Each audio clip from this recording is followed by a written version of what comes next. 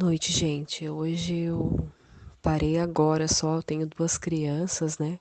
Meu esposo foi pro trabalho, ele trabalha em São Paulo, ele fica a semana inteira lá, pra estar relatando pra vocês tudo o que aconteceu comigo e o meu esposo. A gente começou meu deserto começou em março desse ano, onde ele começou a ficar estranho, chegava em casa quieto, não brincava mais com as crianças, mal conversava comigo.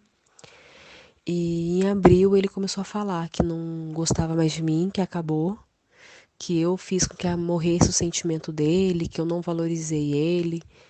Enfim, começou a falar que não dava mais, que acabou. Eu conversei com ele, falei como assim? Ele falou que não sabia o porquê, mas que não dava mais. Mas mesmo assim ele não saiu de casa. Ele continuava aqui, ele falava que ele queria pensar, que estava tudo confuso dentro da cabeça dele. Mas ainda assim, ele dormia na mesma cama que eu. E foi piorando, eu não podia encostar a mão nele, que ele se encolhia todo, até um dia que eu comecei a rezar.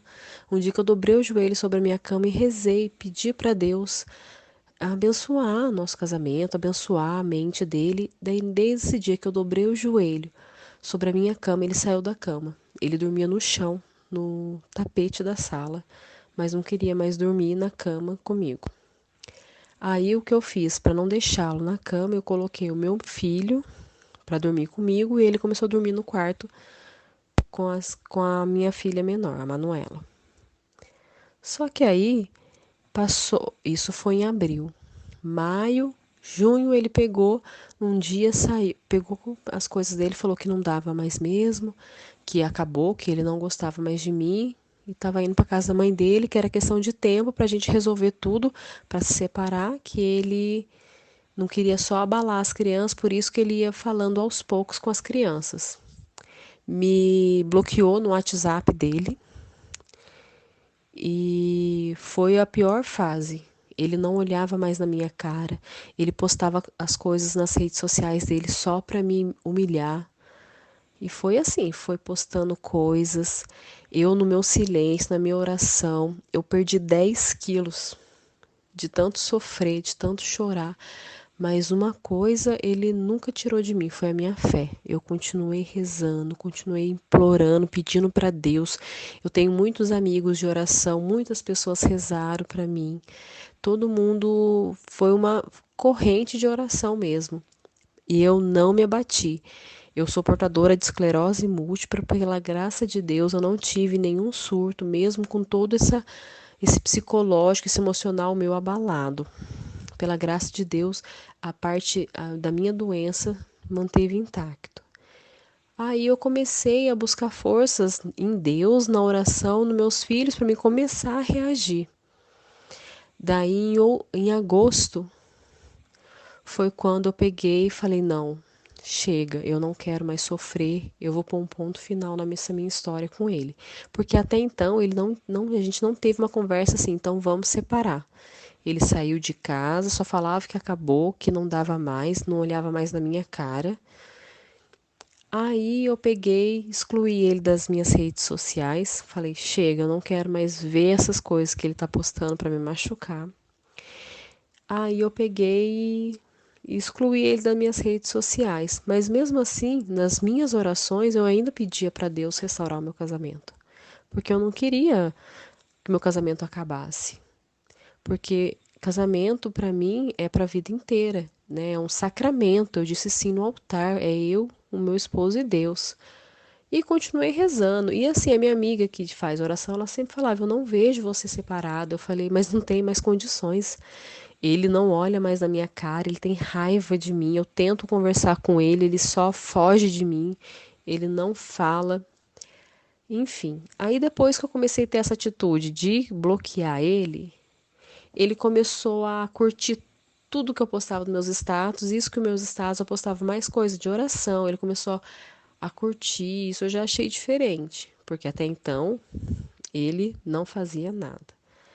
E eu comecei a rezar até que no final de agosto, foi no dia 23 de agosto, ele mandou uma foto de uma pousada falando o que eu achava. Eu falei, peraí, como assim o que eu acho? Ele nem fala comigo, ele tá vendo viagem. Eu confesso que eu fiquei com medo, mas a viagem ainda vai ser em outubro. Eu fiquei com medo, falei, meu Deus, o que que ele tá querendo com essa viagem? Porque ele não fala comigo, ele não tem mais nenhuma atitude que quer ainda o casamento. Aí eu peguei, comecei a rezar ainda mais. Daí nisso, um senhor que estava intermediando diálogos entre eu e ele, é um senhor de oração, ele combinou da gente se encontrar para ter uma decisão, para ter uma conversa definitiva. Eu fiquei, confesso, com muito medo. Nossa, no dia eu suava frio, mas eu fui. Eu falei, eu tenho que ir porque Deus vai honrar a minha fé. Independente da decisão, Deus está fazendo o melhor para minha vida, para a vida dos meus filhos e para a vida do meu esposo. Aí nesse dia a gente rezou, ele teve uma oração de cura e libertação. Aí ela perguntou, esse senhor com uma senhora que orou pra gente, né? Perguntou se eu queria o meu casamento. Eu falei que sim, que eu queria meu casamento, que eu ainda o amava. E ele falou assim, se ele não quisesse o casamento, ele não teria vindo embora.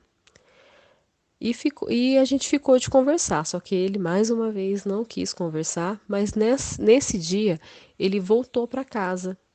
Ele dormiu na cama, mas ele ainda assim não olhava em mim, ele negava qualquer gesto de carinho, um abraço.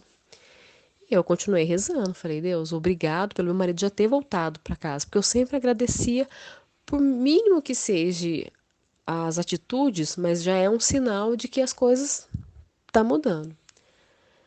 Aí o meu marido voltou para casa, né? Ficou nesse jeito, bem gelado, mas eu continuei rezando e mostrando para ele que aquilo que ele falava, que eu não dava atenção para ele, comecei a dar mais atenção para ele.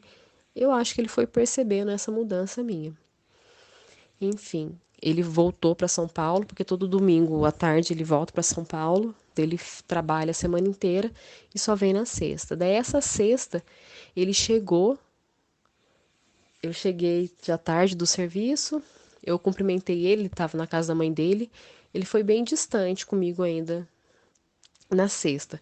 Só que daí, como a gente tinha ficado de conversar, a gente conversou, a gente expôs os dois lados e a gente decidiu nos dar uma chance. Então, assim, sábado ele já estava carinhoso, ele já estava falando te amo, que era uma palavra que eu não ouvia dele há 7 meses quase.